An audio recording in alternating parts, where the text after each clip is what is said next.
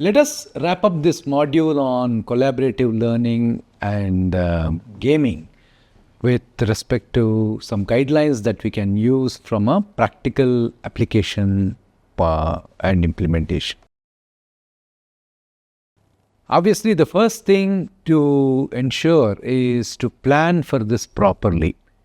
And I would even recommend from personal experience that the planning of these activities, collaborative activities and game-based learning, that you should start in the previous term itself, because especially when we are trying to use some infrastructure that needs to be procured, that needs to be purchased, right? So it requires a good amount of lead time, right? So we did talk about say augmented reality or virtual reality, right? So if you want to get these equipment and gears, it does take time.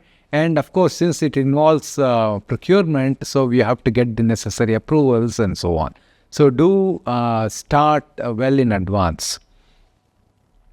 And in terms of choosing for which activity do you want to use these techniques of collaborative learning or game-based learning, so you have to identify some learning gap to justify the use of these techniques, right?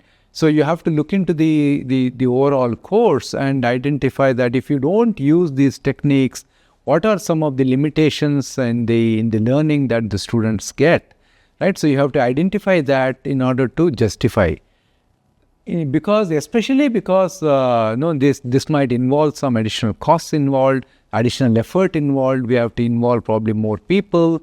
You need IT personnel to support installation of some special equipment.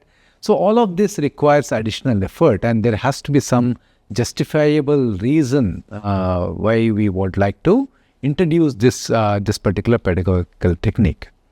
Okay, and this also allow you to obtain the necessary buy-in, from your head of the department, from the deans, and from the management for the use of these non-standard, unconventional techniques. In fact, between the collaborative learning and the game-based learning, collaborative learning is now becoming an integral part of advanced courses, wherein whenever you are doing group-based projects, then in some sense you are already using collaborative learning techniques, but game-based learning has not yet become a standard, and it is indeed relevant only under special circumstances. Moreover, right, so once you have decided that you are going to be using collaborative learning, and if you are combining it with game-based learning, this is something that has to be documented end-to-end upfront, right? Because, and this end-to-end learning plan is important for multiple stakeholders, right? So your HOD, for example, may want to have full visibility of what all needs to be done, how much time needs to be spent, right? And so moreover, the students also will require that full visibility of this whole learnings, so that you don't have any surprises along the way. Assessment and evaluation continues to be a bit of a challenge. For collaboration activities, at least there has been, this is something, as I said, if you are doing project-based learning, then you are in some sense doing collaborative activities already as part of your courses, right? So you have to assess some very critical components of collaborative activities, right? Collaborative projects. One is the communication itself.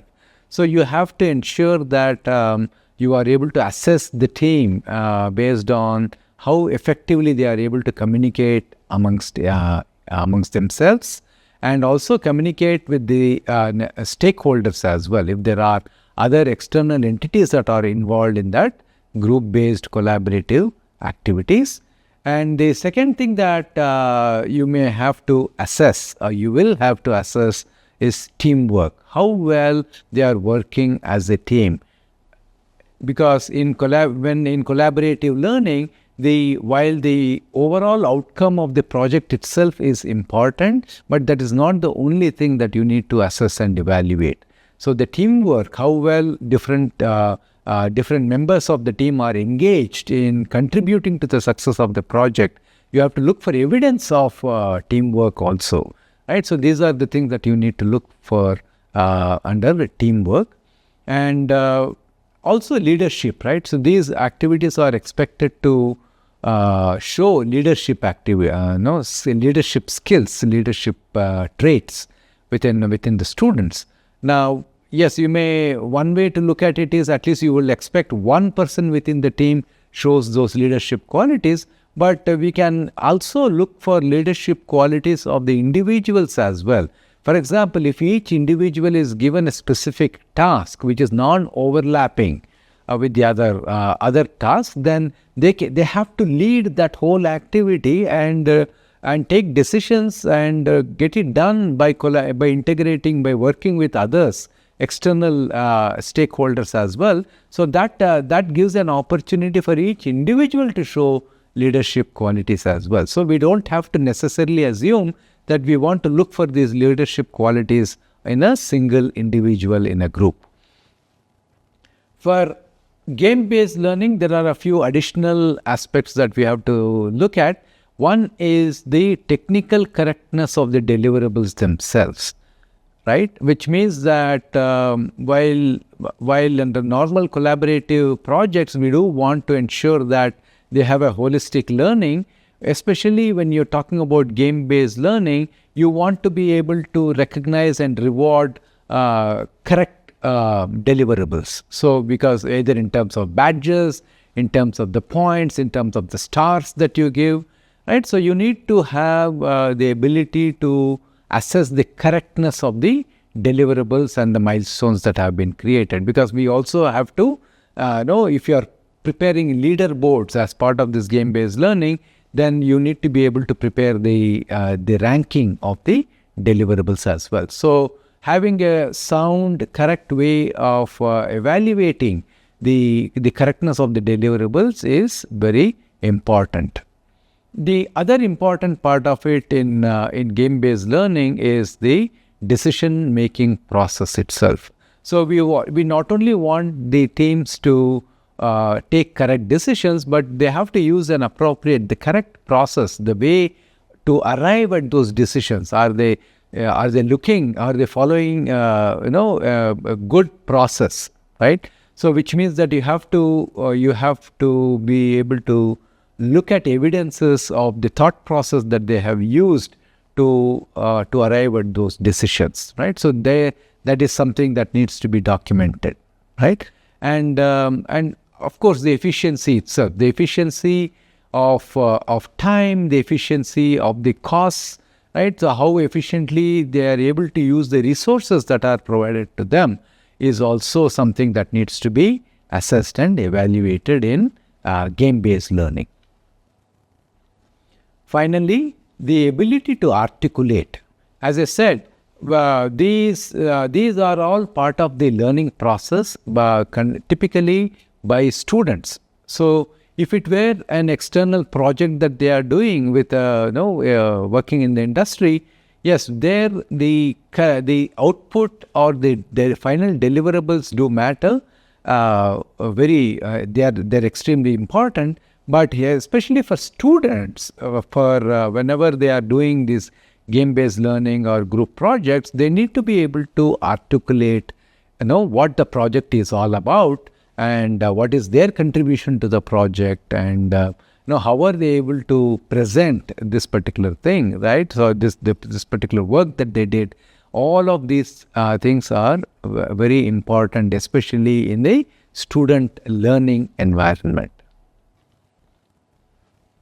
Finally, there are more, especially when you are doing collaborative group learning projects in game-based learning, you need to strike a balance between recognizing individual contributions versus the achievement as a group, right? So we need to have the balance. When I am saying balance in terms of the weightage that you give for the different activities, right? For example, we can go with say 50% weight given to individual contributions and 50% to the group as a whole, right? So this is a good way of doing it, because if you give too much weight to the overall group activity, right? So you say that 70% or 80% of the grade is determined based on the group achievements, and only 20% for individual contributions, then you may have people who step back and let the person who is doing the work well do all the work, right? So that may lead to imbalance, and on the other hand, too much emphasis given to individual contributions may lead to people hogging all the work upon themselves, and they may be good at doing it, but they may end up depriving other people from making contributions. So we have to strike a good balance between individual rewards versus group achievements. We have to give due recognition to both these aspects. Finally, I want to spend some time talking about the institutional best practices, right? So within the institution, whenever these non-conventional pedagogical techniques like game-based learning are being used, it is useful to share these experiences with your colleagues, right? Because the institution also must have provided additional resources, and if they are shareable resources, they also must be put forth, and so that other colleagues who are also willing to get the benefit of these techniques may also benefit as well, right? So this is an institutional best practice that has to be established so that everybody is able to take advantage. We also can expand these activities which are possibly happening within the course. You can expand it to, say, departmental activities, so that multiple projects, which are, so suppose that you have 3 or 4 related courses that are being taught, right? So we can possibly do a collaborative game-based learning which will include students belonging to these multiple courses coming together. We can even expand this across departments as well. So you could be having the civil engineering department collaborating with the mechanical engineering department to create a solution which is probably solving an interdisciplinary problem, right? So which requires both a mechanical engineering component of the solution along with the civil engineering component of the solution. So this can be an institutional best practice that is promoting multiple people to come together. In fact, these institutional projects which are interdisciplinary in nature, cross-departmental in nature, is being frequently showcased in lots of festivals, competitions, right?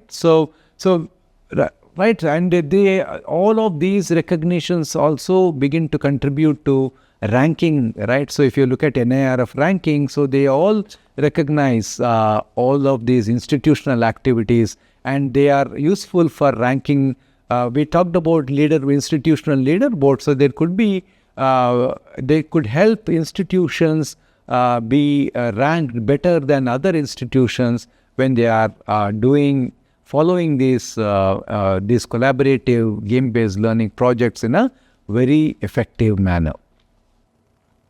Okay, so finally, to summarize, so we have to ensure that careful planning is done whenever we are trying to incorporate any game-based learning or even collaborative learning for that matter, and identifying for which learning activity you want to use these techniques also is crucial. We need full clarity on the assessment and the evaluation techniques that are going to be adopted. So when we say this clarity is needed, this is something that needs to be shared with the students as well. Institutional best practices go a long way to motivate many people to adopt these best practices, and also will contribute to the overall elevation of the institute's positioning in the educational ecosystem. Okay, So have a great time following many of these best practices for your own institution. And this happens to be the last module of this course on good learning. So I hope all of you will be able to put many of these things into practice.